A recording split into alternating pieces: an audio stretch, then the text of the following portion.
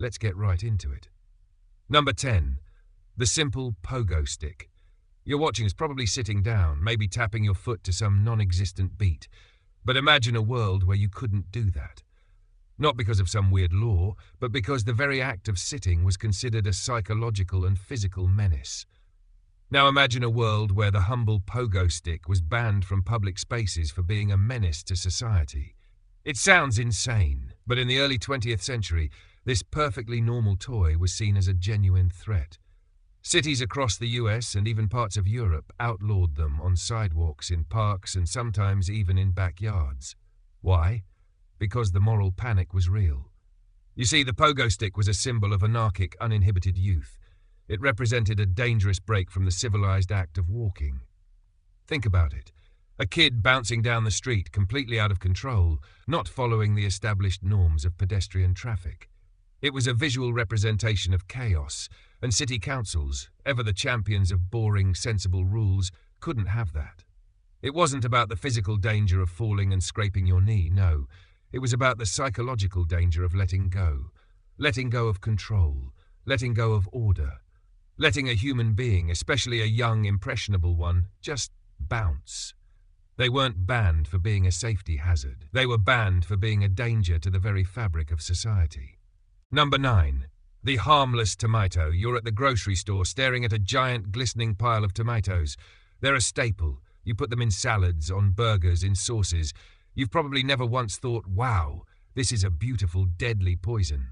But for over 200 years, that's exactly what people thought.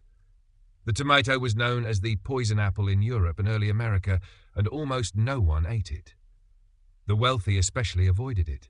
Why? Because people would get sick after eating them, and since nobody understood germ theory or proper sanitation, they blamed the tomato.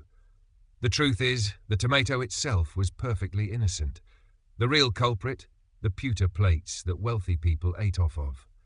You see, tomatoes are highly acidic, and when they were placed on these plates, the acid would leach lead from the pewter, leading to lead poisoning. The poor who ate off of wooden plates were perfectly fine, so they didn't understand the fuss. This created a strange and twisted reality where the tomato was a social class marker. If you saw a rich person eating a tomato, you assumed they were either insane or trying to kill themselves.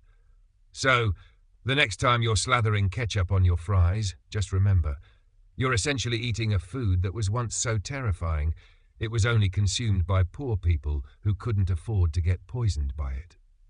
Number 8. The ordinary bicycle. You know that feeling of riding a bike, the wind in your hair, the sense of freedom, the smug satisfaction of passing someone stuck in traffic. It's an American pastime, a symbol of independence. But in the late 19th century, the humble bicycle was a moral panic on wheels. It wasn't just a toy, it was a revolution, and society was terrified of it. Specifically, society was terrified of what it was doing to women. Before the bicycle, women were largely confined to their homes or chaperoned outings. They wore corsets, bustles, and long, restrictive skirts.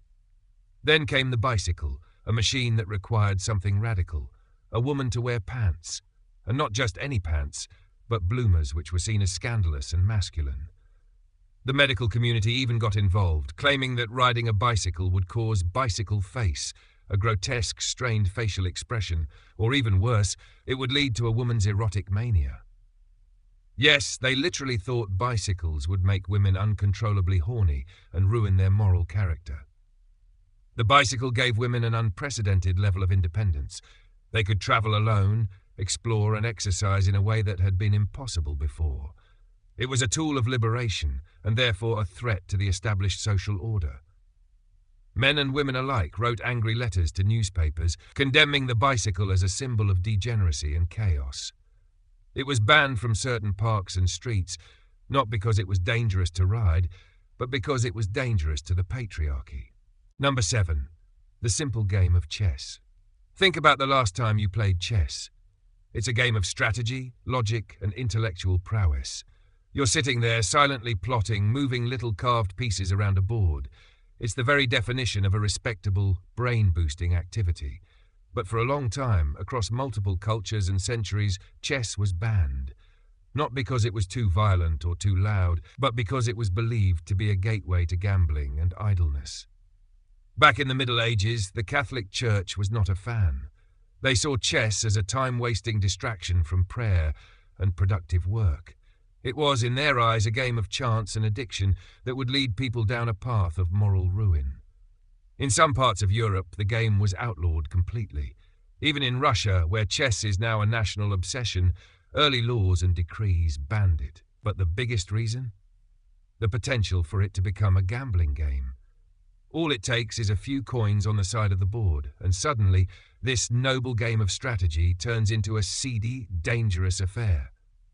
The logic was, if you ban the thing that could lead to bad things, you prevent the bad things from happening.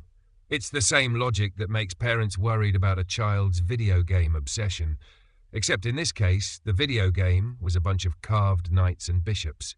Number 6. Coffee. You're probably holding a cup of this right now. It's the lifeblood of modern society, a delicious caffeinated ritual. But for hundreds of years, governments and religious leaders tried to get rid of it. They banned it, they taxed it, and they even tried to make it illegal to own a coffee pot. The first major ban came in Mecca in the early 16th century, and it was rooted in the belief that coffee was an intoxicant, a forbidden substance that would lead to debauchery. The logic was simple. Coffee stimulated conversation, and what did people talk about when they were stimulated? Things that were not about religion or the state.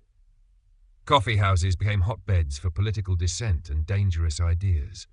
Think about it. A bunch of smart people, all wired on caffeine, debating the king's decisions and questioning the status quo. That's a king's worst nightmare. In England, King Charles II tried to ban coffee houses in the 17th century, calling them seminaries of sedition. He saw them as places where people would hatch plots and spread rumours that undermined his authority. The ban didn't last long, because the public outrage was massive. They protested, and the king was forced to back down. But the fear wasn't about the health risks of coffee. It was about the social and political power it gave to ordinary people. It was the original social media platform, a place where information and ideas spread like wildfire, and that was something the powers that be just couldn't control. Number 5. The common potato. You can find them in every grocery store, in every home. They're mashed, fried, baked and roasted. They're a global food staple. But for a very long time, the humble potato was feared, banned and outright rejected across Europe. The fear wasn't based on science, but on a bizarre combination of superstition, misinformation and pure stubbornness. When potatoes were first introduced to Europe from South America, they were seen as a demon plant. They grew underground, which made people suspicious. Anything that wasn't touched by the sun was seen as unholy. Plus, the potato is a nightshade, and so are several poisonous plants. The French, in particular, were convinced that the potato caused leprosy.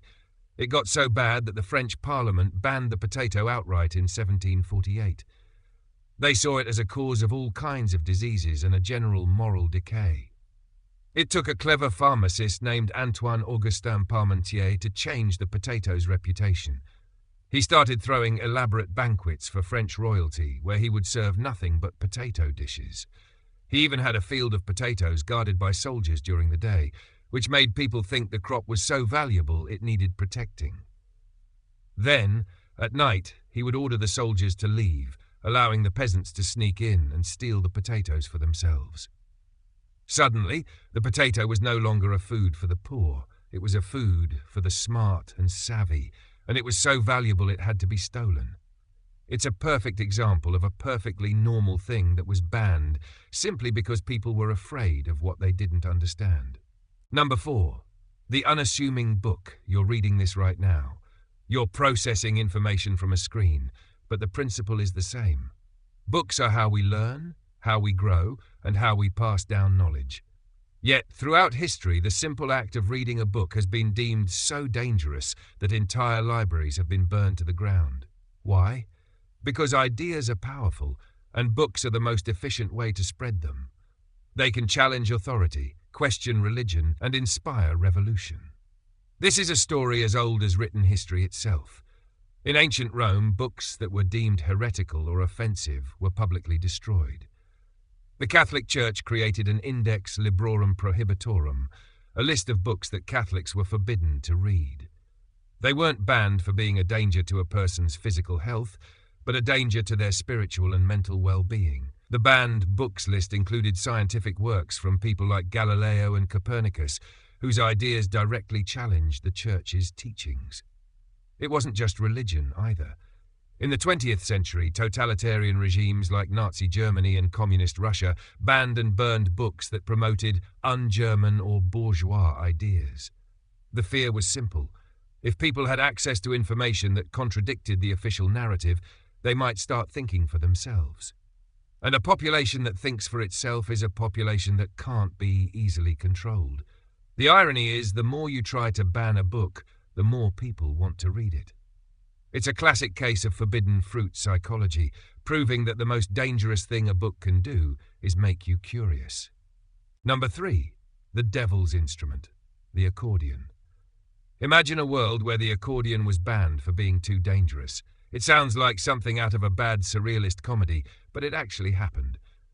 In the early 20th century, the accordion, yes, the squeezy, happy instrument often associated with polka and folk music, was seen as a dangerous and immoral machine. The ban was rooted in a cultural panic. The accordion was the instrument of choice for working-class immigrants in many parts of America and Europe. It was cheap, portable and loud, making it perfect for rowdy street parties and saloons. To the upper classes and those in power, the accordion was a symbol of everything they feared, a wild, uninhibited culture that didn't conform to polite society. In some parts of Italy, it was literally called the devil's instrument. In the United States, it was banned from certain public spaces and social clubs because it was seen as being too lowbrow. The accordion was a threat to the established order, not because of its sound, but because of who was playing it. It was the soundtrack of a social class that wasn't supposed to have fun, and the fact that they were having so much of it with such a simple instrument was seen as a moral affront. The instrument's crime was simply that it was too accessible and too much fun. Number 2. The evil T-shirt. You have a closet full of them. They're a symbol of casual comfort and self-expression. They're the most basic piece of clothing you own. But at one point in American history, the T-shirt was a symbol of rebellion and dangerous masculinity. Before the 1950s, the T-shirt was an undergarment. It was something you wore beneath your button-up shirt or your uniform. It was never meant to be seen. Then came movies like A Streetcar Named Desire and Rebel Without a Cause, and suddenly Marlon Brando and James Dean were on screen, wearing nothing but a T-shirt. The T-shirt became a symbol of raw working-class masculinity and a kind of dangerous, uninhibited sexuality. Parents and moral watchdogs were horrified. This was a direct assault on the traditional male wardrobe. It was too casual, too revealing, too rebellious.